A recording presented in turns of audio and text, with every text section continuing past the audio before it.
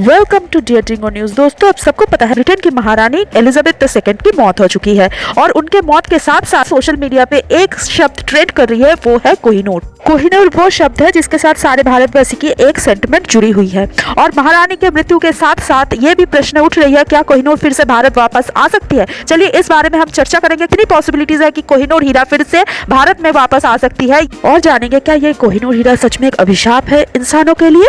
पहले हम कोहिनूर हीरा की लंबी और महत्वपूर्ण यात्रा की जांच करें और पता करें कि ये हीरा जहां है यहाँ पहुंचने से पहले कितनी महत्वपूर्ण यात्रा कर चुकी है। इतिहासकारों का मानना है कि लगभग 5000 साल पहले कोहिनूर हीरा आंध्र प्रदेश के गुंटूर जिले में कल्लूर खदान में खनन किया गया था। आंध्र प्रदेश यानी साउथ इंडिया। प्राथमिक संस्कृत शास्त्र में समंतक रत्न नामक एक ऐसे रत्न की उल्लेख है जिसे कोहिनूर माना जाता है। समंतक वो रत्न है जो श्री कृष्ण के मुकुट पे सजा रहता था। अगर ये सच है तो फिर ये सच नहीं है कि 5000 साल पहले कोहिनूर किसी खदान से मिला था। वापस बात करते हैं जो इतिहासकार हमें बताते हैं कोहिनूर हीरे के बारे में। 1304 में हीरा मालवा के राजाओं के पास गया और 1306 तक उनके पास रहा, जब उन्हें औरंगजेब के काकतीय साम्राज्य को देने के लिए मजबूर किया गया तब तक। तो फिर वो हीरा अब चला गया कहाँ? औरंगजेब के काकतीय साम्राज्य पर। 1323 और 1339 के बीच हीरा अलाउद्दीन खिलजी और फिर मोहम्मद बिन तुगलक की अधीन दिल्ली सुल्तानों के पास रहा, जिसके बाद इसे समरकंद दिया गया जहां यह अगले 300 वर्ष तक रहा। फिर 1526 में हीरा बाबर को सौंप दिया गया था। इसके बाद यह 200 साल तक मुगल साम्राज्य के साथ रहा।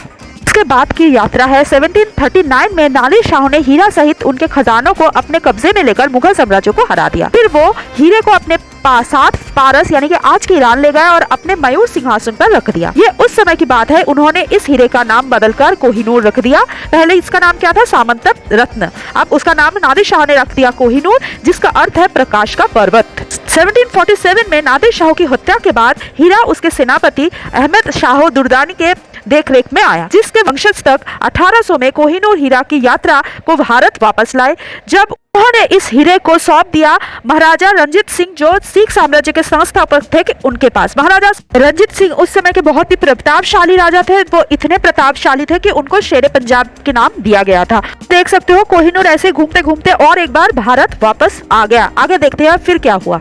महाराजा रणजीत सिंह के मृत्यु के बाद उनके बहुत ही नाबालग बेटा दलीप सिंह सिंहासन के बैठे। तो इसी का फायदा उठाते हुए 1849 में अंग्रेज द्वारा पंजाब के विजय के बाद हीरे को जब्त कर लिया गया और लाहौर में ब्रिटिश इंडिया कंपनी के भंडार में ले जाया गया। उसके बाद 1850 में कोहिनूर को ब्रिटेन ले जाया गया, जहां इसे लंदन में लॉर्ड डलहौसी द्वारा महारानी विक्टोरिया को सौंप दिया गया। हीरा बाद में रानी के मुकुट रत्नों में से एक बन गया। इसी परंपरा को वजह रखते हुए आज भी ये मुकुट पे सजा रहता है कोहिनूर हीरा, और ये मुकुट आज धीरे धीरे हस्तांतर होते होते generation after generation Elizabeth II के पास आई थी। अब ये जाएगी वेलिया के पास, क्योंकि अभी चार्ल्स III रानी एलिजाबेथ की बेटे अब किंग बन गए हैं, तो उनकी वाइफ ऑब्वियसली क्वीन बन गई, तो कोहिनूर भी अभी ये क्वीन के पास ही रहेगी।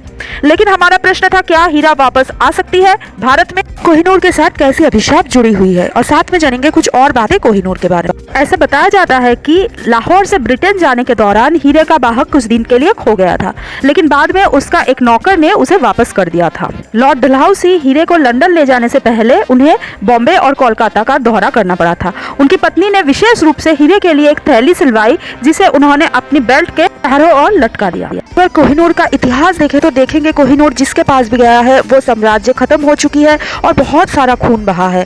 जैसे आप देखोगे शुरुआत से आखिर तक, मतलब जब कोहिनूर मिला सो कॉल्ड खदान से, जब भी जिस राजा के पास गया पहले तो उन्हें बहुत सारा समृद्धि मिली, लेकिन धीरे धीरे वो समृद्धि खो गया और वो सारी राज्य तक खो बैठे। और जब आखिर में ये कोहिनूर पहुंचा इंग्लैंड में रानी के पास, तो देखना कि आज यूके में कोई राजत्व नहीं है, वहां डेमोक्रेसी चलती है, तो राजत्व खत्म हो गया। हालांकि उनके पास काफी सारे पैसे है, लेकिन वो पावर अब नहीं है उनके पास। शुरू में कोहिनूर 159 कैरेट का था, लेकिन इसका अभिशाप दूर करने के लिए बार बार इसके शेप को चेंज कर दिया गया। इंग्लैंड के रानी के पास जो कोहिनूर हीरा है उसका वेट 109 कैरेट है। से जुड़ी अभिशाप में यह भी कहा जाता है किसी पुरुष को ये कोहिनूर हीरा सूट नहीं करता, सिर्फ महिला को और भगवान को ही ये सूट करता है। इसीलिए जब इंग्लैंड पहुंची तो शुरुआत से ये कोहिनूर हीरा जो रानी है वही पहनती आ रही है, क्वीन विक्टोरिया से लेकर आज तक।